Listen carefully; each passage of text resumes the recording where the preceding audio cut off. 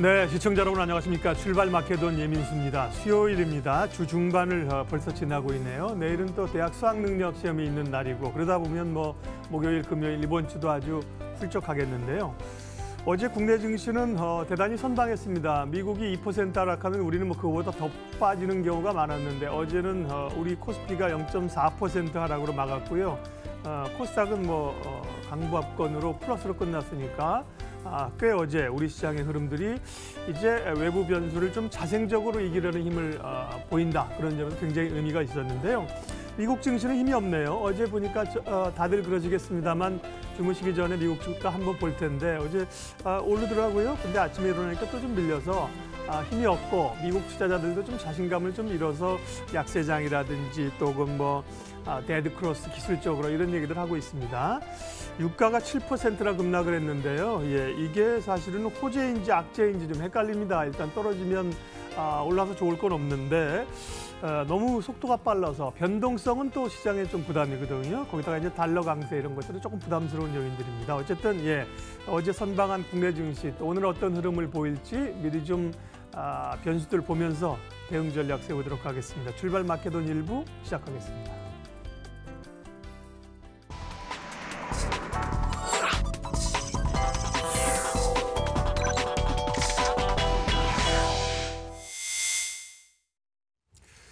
네, 시장을 보는 날카로운 눈 그리고 중심을 잡습니다. 장용혁의 마켓 시그널 한국투자증권 이프렌즈의 장용혁 팀장님 오셨습니다. 어서 오십시오. 네, 안녕하세요.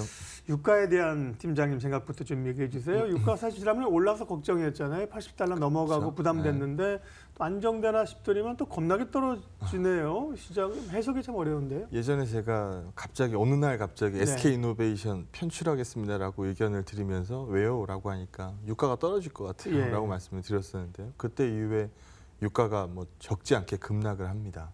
일단 결론부터 말씀드리면 우리한테 불리할 거 없죠. 왜냐하면 이 유가 상승이라는 게 비용의 증가인데 게다가 이제 달러 강세 구간에서의 이 유가 상승이었기 때문에 신흥국 통화로 읽은 유가는 훨씬 더 빠른 속도로 올라가고 있었을 겁니다. 근데 이 부분에 이 크래시가 발생을 한 거고 그러면 최근 들어서 이제 신흥국 통화들도 약세가 많이 무뎌졌는데 비용단이 빠르게 감소하는 효과를 가져올 거기 때문에 일단 저는 유가 떨어지는 거 긍정적으로 봅니다. 네. 그리고 항공주 같은 거 제가 긍정적으로 많이 밀어놓은 상황이기 때문에 지금 이 구간에서는 유가 많이 밀려줘야 도움을 많이 받을 것 같습니다. 네. 어제 대한항공 실적 나왔는데 가이던스를 10% 상회하는 서프라이즈 실적이 발표가 됐어요. 그래서 오늘 시장에서도 대한항공 관심 굉장히 높을 것 같고요. 최근 기관수급들도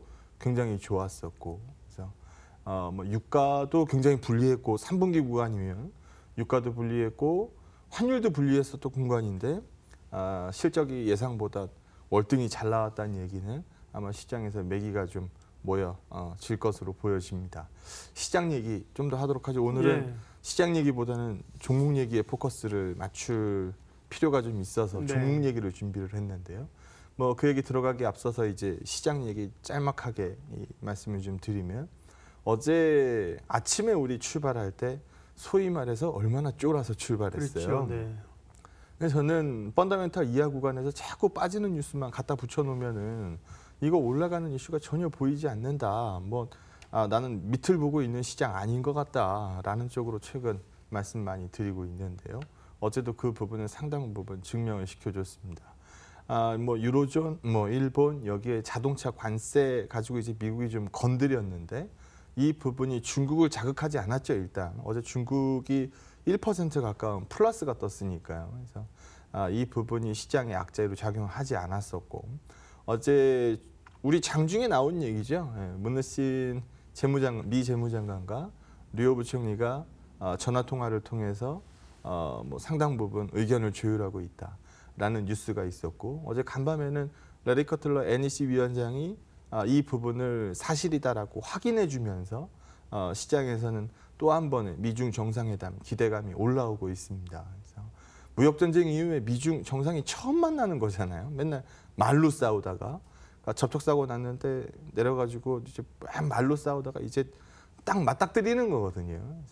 그래서 서로 치고받고 싸울 것 같았으면 벌써 싸웠을 거고 중간 선거도 끝났겠다. 그래서 마무리 과정으로 들어가지 않나라는 기대를 안고 있습니다. 뭐 애플이 좀 부진한 부분은 어제 우리 시장에서도 외국인 매도 3천억 중에서 뭐 상당 부분 다 IT 팔았어요. 삼성전자, 하이닉스, 삼성전기, 뭐 이너텍 뭐 이런 쪽들 매도가 실려 있었으니까요. 뭐 IT 쪽으로 가이드 떨어진 부분이야 뭐 속도 측면에서 좀 답답함을 안기겠습니다만 나머지 종목들이 정말 잘 버텨주는 시장이 되다 보니까 시장도 레벨 밑으로 떨어져 있기 때문에 더 빠질 요인들을 갖다 붙이기도 사실 어렵거든요. 그래서 미증시보다 이제 상대 강도로 회복해가고 있는 시장. 그러면 최근에 종목 꾸역꾸역 골라오잖아요. 예. 선별적으로 담아야 되는 시점이면은 분명해 보입니다. 종목 얘기하죠. 오늘 뭐니 해도 뭐 주식시장에 주자만 알고 계신 분들도 이건 다 알죠. 삼성바이오 운명의 날이 열렸습니다. 증선이 삼성바이오를 가지고 있던 없던 그쵸. 중요한 날이죠. 가지고 있는 분들은 굉장히 뭐 노심초사할 그쵸. 수밖에 없고 그렇게 바이오 기다릴 전체에 수 영향을 또 미치고 없는 분들도 그러게요. 왜냐하면 이게 삼성물산한테 미치는 영향이 있고 삼성전자한테 미치는 영향이 있기 때문에 삼성바이오가 내가 보유하고 있지 않다라 그래서 관심 없는 게 아니죠. 저도 제약바이오에 별로 관심 없지만 이 부분에 코멘트를 하지 않을 수는 없는데요. 일단 오늘 증선위에서 뭐 죽이 되든 밥이 되든 결론을 낼 것으로 보여집니다. 더 이상 질질 끌기도 사실 어렵거든요. 지난번에 그냥 끊어냈었어야 돼요. 뭐 논란을 더 이어가지 않고 끊어냈었으면 더 좋았을 텐데 어쨌든 뭐 금감원 쪽에서 이 추가적으로 이제 제시한 문제가 있고 그 부분에 대한 답을 오늘 내립니다. 여기 한번 보시죠. 오래된 논란이에요. 뭐 15년도에 바이오젠 콜옵션을 행사하게 되면 우리가 이 지배권을 잃기 때문에 삼성바이오에픽스를 종속사에서 관계사로 변경을 시켰고 그 과정에서 지분법 평가 이익으로 계산해야 되는 회계 기준을 시가 평가로 바꾼 거죠. 그러다 보니까 뭐 이익이 확 늘어서 이게 삼성물산 합병 시점까지 이제 거슬러 올라가게 되는 겁니다. 그래서 이걸로 삼성물산을 뭐 과대평가 시켜서 제일 먼저 과대평가 시켜서 삼성물산 이 싸게 합치는데 일조한 거 아니냐 뭐 이 얘기까지 거슬러 올라가고 있는 상황이기 때문에 여러 가지로 불편함을 많이 안습니다. 그래서 결론적으로 얘기하면 오늘 증선위에서 결과를 일단 내주고 나면 삼성물산도 관심권에 넣으셔야 될 것 같아요. 삼성물산은 지금 신저가 수준인데요. 만약에 여기서 더 이상 뭐 논란이 생성되지 않는다라고 하면은 삼성물산도 관심권에 분명히 들어오게 될 겁니다. 어제 시장에서 삼성물산 흐름 굉장히 좋더라고요. 그럼 다음 페이지 한번 보게 되면 뭐 많은 분들이 궁금한 건 결국 이거 아니겠어요? 그럼 앞으로 어떻게 되는 거냐? 오늘 발표가 뭐라고 나는 거고 뭐라고 나면 앞으로 진짜 어떻게 되는 거냐? 이거거든요. 그렇죠. 오늘입니다. 시나리오에 따라서 어떻게 그쵸. 가나 보죠. 분식입니다라고 얘기 나오면 실질 시사 이 대상 이 시점까지 일단 거래는 멈춰섭니다. 거래 멈춰서면은 뭐 사실 뭐 호재는 아닙니다만 지금 여기서 우리가 궁금하게 보고 있는 거는 상패각이냐 아니냐 이거 그렇죠. 보는 거잖아요. 그래서 일단 이 과정이면은 조금의 불확실성을 추가로 안게 되겠습니다만 거래가 안 되는데 뭐 방법이 있겠습니까? 근데 만약에 오늘 뭐 무혐의입니다라고 나오게 되면 그냥 오늘 불기둥을 구경하는 하루가 될 것으로 좀 보여지고요. 일단 분식이라고 나올 가능성을 배제할 수 없기 때문에 뭐 아닙니다라고 나오면은 해결 방법이 심플하잖아요. 그러니까 이쪽은 우리가 얘기할 필요가 없는데 분식입니다라고 얘기가 나오고 나면 이제 실질 심사 대상을 인정하게 되면은 심사 시점까지 또 거래가 정지가 됩니다. 근데 이 과정에서 상장 폐지 실질 심사에는 해당이 되지 않습니다라고 얘기가 나오면 거래가 다시 재개가 되게 되죠. 이제 거래소에서 하는 거죠. 그렇죠. 그래서 거래가 다시 재개가 되니까 이때는 또 한시름 났다라는 평가를 받을 거고 그럼 이거는 뭐 문제사항이 아니니까 거래 정지가 더 지속되는 경우 이 경우를 타고 또 가보게 되면 이제 또 한 몇 거래일 동안에 기간을 주고 나서 상장심사 실질 대상에서 평가를 해봤더니 이거는 뭐 상패 아닙니다라고 하면 거래가 다시 열리는 거고, 이건 개선기간 부여해야 됩니다라고 하면 최대 1년까지 줄 수 있거든요. 예전에 대우조선해양이 1년 3개월인가 네. 멈춰서 있었죠. 처음에 정지된 구간서부터 다 합쳐가지고. 그래서 그렇게 되고도 이제 매매가 되는 걸 우리가 눈으로 좀 보고 있습니다. 그리고 상장 폐지입니다라고 나오면 이건 뭐 최악의 스토리죠. 근데 많은 분들이 이 스케줄에도 관심이 있지만 이 부분에도 관심을 많이 갖고 계세요. 관리 종목 지정되는 거 아니냐. 관리 종목 지정되면 K200에서 빠질 거고, 그리고 아마 maybe 대용가가 제로화 될 거기 때문에, 그러면 여기서 들고 있는 수많은 신용 물량들, 뭐 대출 물량들, 그럼 이거 대용가 제로니까 그대로 다 시장이 쏟아지는 거 아니냐. 이 우려 많이 하시는데요. 관리 종목 지정 사유 중에서 자본 잠식 50% 이상 진행되면은 이 관리 종목 지정하게 돼 있습니다. 근데 여기에 또 해당되지 않기 때문에 이 가능성도 지금 현재로서는 작은 상황입니다. 그래서 오늘 일단 결론을 내주고 아닙니다라고 하면은 뭐 굉장히 심플한데, 분식이 맞습니다라고 결론을 낸다 하더라도 이게 바로 상장 폐지로 이어지거나 관리 종목으로 이어지는 케이스는 절대 아니기 때문에 많은 분들은 이 부분 걱정을 해서 뭐 미리 죽여놓고, 어제는 뭐 크게 튀어 올랐잖아요. 이럴 가능성이 제한적이라는 부분을 인정하는 거거든요. 어제도 제가 방송 말미 때 이게 죽인다고 죽일 수 있는 사이즈가 아닙니다라고 말씀을 드렸었는데요. 그 부분 오늘 시장에서 한번 보실 수 있을 것 같습니다. 그렇게 되고 나면은 아마 오늘 만약 긍정적으로 결론이 나왔다, 그럼 아마 많은 분들이 이걸 쳐다보게 될 겁니다. 이 CMO 사업이잖아요. 그러니까 의약품 위탁 생산. 그러니까 바이오 이 회사들이 개발만 하지 생산 공장이 없어요. 그러다 보니까 이 삼성바이오 같은 CMO 이 업체들한테 생산을 위탁하는 거죠. 그래서 여기 그림에서도 보실 수 있는 것처럼 작지 않은 사이즈입니다. 그리고 오리지널 약들이 뭐 이 특허 기간이 끝나고 뭐 제네릭이 나오고 동일한 효능을 갖고 있는 이 바이오 신약들을 뭐 뽑아내고 뭐 이런 부분들 앞으로도 계속 이어질 그림들이기 때문에 뭐 삼성에서도 미래 사업으로 빼지 않고 꼽고 있는 게 이 부분이죠. 바이오 부분이죠. 그래서 이 부분에 다시 한번 주목이 될 것으로 보여지고요.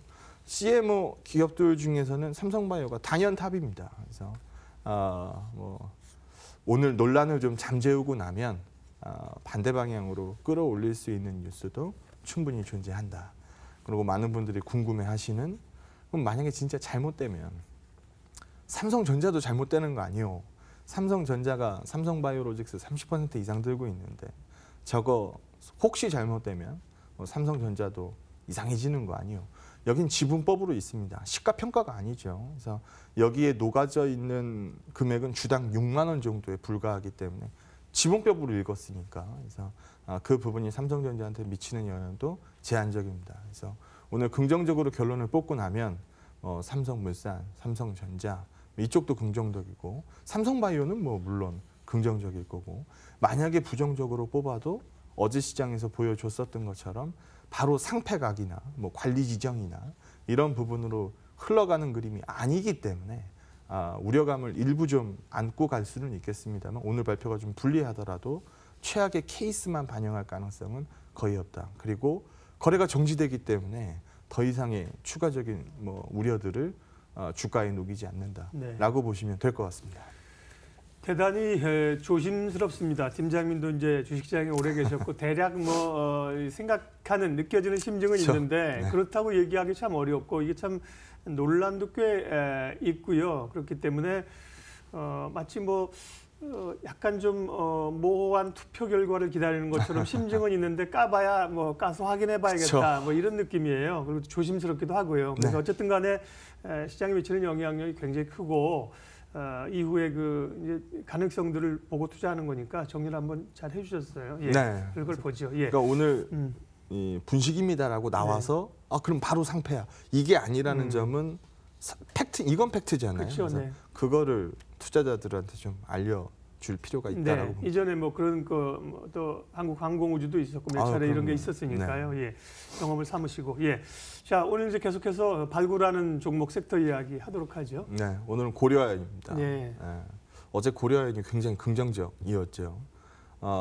시장이 좀 어려워지다 보니까 모멘텀 있는 쪽으로 매기들이 많이 쏠리는 편입니다. 고려아연에 모멘텀이 발생을 했고 그 부분이 최근에 떨어져 있었던 이 저밸류에이션 매력을 다시 한번 되돌아볼 수 있는 기회를 제공한다라고 봅니다. 여기 자료 보면서 얘기하도록 하죠. 아시는 분들도 계실 거예요. 닐스타라고 뭐 아연에 관심 있으신 분들은 들어보셨으면 뭐 글렌코어라든지 뭐 닐스타 뭐 이런 것도 들어보셨을 겁니다. 지금 밑에 주가 차트 제가 1년 이거 구글 파이낸스에서 캡처 떠왔는데. 그러니까 미국의 상장기업 이름입니까? 미국 아니에요. 벨기에 겁니다. 저도 좀 생소한데. 네. 아연 재련 업체예요. 네. 그래서 이 주가 1년 추이를 보여드리고 있는데요. 뭐 한 7, 8유로 하던 게 지금 여기서 보시는 것처럼 1유로도 안 됩니다. 뭐 박살 난 거죠. 뭐 지금 얘기 나오는 거는 내년 9월에 만기 도래하는 회사채 이거 막는다는 보장 없다. 그러니까 디폴트 리스크 얘기가 나오고 있어요. 이게 아연 재련 업체들 중에서는 두 번째로 큰 기업입니다. 그러면 제일 큰 기업, 넘버 원 기업에서 읽어보면 어떻게 읽을 수 있을까요? 넘버 투가 주고 그러면 더더욱 확고해지는 넘버 원으로 읽을 거 아닙니까? 넘버 원은요, 영풍 고려아연입니다. 고려아연이 영풍의 자회사죠. 그러니까 한 집으로 읽는 겁니다. 그러니까 영풍하고 고려아연을 합치면 넘버 원, 이 아연 재련사가 고려아연으로 계산이 되게 됩니다. 그러면은 빤하게 읽을 거 아닙니까? 넘버 투가 꼬꾸라졌다. 넘버 원이 돋보이기 시작한다. 그러면 다음에 나올 얘기는 아마 이걸 겁니다. 정광, 그러니까 이 아연이 녹아져 있는 돌덩이, 광산에서 일단 캐내야 되잖아요.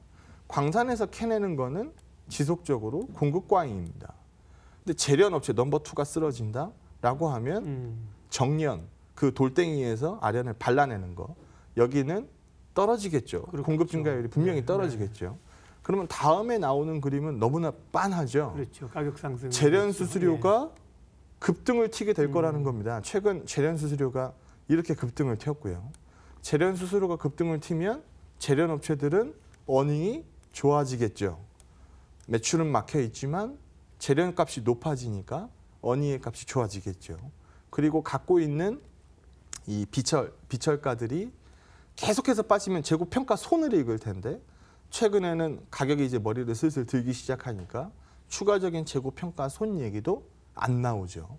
그러다 보니까 시장에서 긍정적으로 읽는 겁니다. 그래서 고려아연이 집중을 받은 거고, 뭐 한때는 소위 뭐 이거 싸다는 얘기는 안 했어요. 사실 고려아연한테 싸다는 얘기는 안 했었는데 최근 멀티값을 크게 내리면서 주가가 빠지니까 밸류에이션 부담이 빠져 있는 상태고요. 지금 PBR 값으로 1배까지도 와 있는 상황입니다. PBR 값 반토막 난 거거든요. 그래서 이런 부분을 읽는다라고 한다면 왜 고려아연이 포커스가 맞아졌는지, 그 고려아연 포커스에는 어떤 스토리가 있는지, 이 스토리로 읽으면 얼마나 더 이어질지 충분히 읽을 수 있다라는 판단에 오늘은 고려아연 얘기도 한번 해봤습니다. 예. 그러게요. 사실 뭐 아연 가격이든 동 가격이든 원자재 가격만 보면 사실은 최근에 그렇게 강하지 않습니다. 전반적으로 부진한 상황인데 또 재련 업체에는 업계 내에 그런 숨겨진 이야기가 있었군요. 뭐 준비한 페이지가 한 페이지 더 있네요. 수급 보면은 저보다 똑똑한 놈들이 움직였을 테니까 좀 더 명확하게 보일 거 아니에요. 지금 여기 한번 보시면 최근 기관들 뭐 매수 기조 일정 부분 움직인, 이게 하루에 거래량이 뭐 적게 나오는 날은 뭐 2만 주도 안 나오는 날이 있어요. 그리고 어제 거래량이 무려 10만 주가 떴고요. 그 중에 4만 6천 주가 어제 기관 매수니까 절반은 외국인 기관 매수란 뜻이에요. 그래서 어제 이 부분에 분명히 포커스 맞춰진 부분이 눈에 보이고, 최근 보여지고 있는 기관의 수급, 뭐 연기금의 수급, 이런 부분들 보게 되면 제가 좀 전에 말씀드렸던 스토리를 증명하지 않나라고 판단합니다. 예. 어제보다는 오늘 조금 편합니다. 어제 사실은 우리가 이제 미증시 하락분에 대한 부담이 꽤 있었기 때문에요. 뭐 참 힘들게 가면서 희망을 찾았는데 어제 아침에도 이제 시장에 대한 이 기본적인 시각을 꺾지 않으셔서 좀 사실 저는 이래도 될까 사실 어제 걱정을 했었는데 어제도 어쨌든 잘 선방을 하고 역시 장영혁 팀장님 시각이 도움이 된다 이런 생각 저도 어제 많이 했는데 오늘 장 전략 마무리하죠. 어제 양봉이 24P짜리 양봉입니다. 네. 그러니까 거래소 기준으로 봤을 때 마이너스지만 우리가 시가 부담에서 출발했었던 양봉 길이는 24P짜리 양봉이라는 겁니다. 그 전날에도 15P짜리 양봉이 떴습니다. 그래서 꺼지는 시장으로 보면은 이런 그림이 안 나오죠. 꺼지는 시장이면 음봉이 나오는 게 정상입니다. 그래서 그 분위기 아니라고 한다면 우리가 지금 소위 말해서 펀더멘탈 이하값에서 놀고 있는데 자꾸 빠지는 얘기 갖다 씌워봐야 그러면 주식 더 못 사는 거고 지금 주식이 없는 투자자분들이 과연 올라가면 주식이 있느냐? 그것도 아닐 겁니다. 그래서 밑을 보는 수급 아니다. 밑을 보는 시장뷰 아니다. 라는 부분 다시 강조 드리도록 하겠습니다. 예, 장영혁의 마켓 시그널 오늘도 한국투자증권 이프렌즈예요. 장영혁 팀장님과 함께했습니다. 고맙습니다. 네, 고맙습니다.